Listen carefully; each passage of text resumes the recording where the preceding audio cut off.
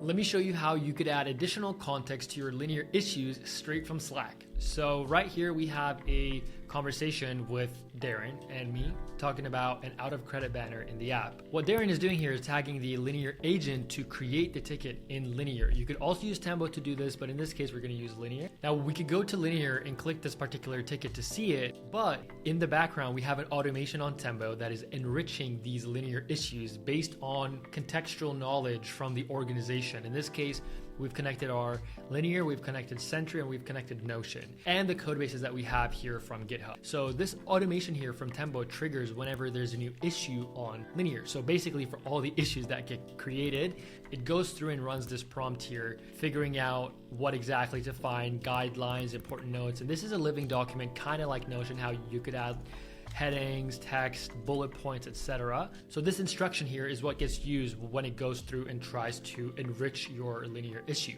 Now, if we go back to linear and look at the ticket that we created, we could see here, if we scroll down, that Tembo has just now commented, giving more contextual knowledge on how to implement this, because it knows the code base. Like, it checks Notion if there's some relevant information there. It checks Sentry. If this was a Sentry bug, it could add additional context from Sentry and logs happening when the error happened, right? So there's kind of a lot of things that Tembo goes through when it adds these comments, but this is great for the person that is now going to pick up this ticket.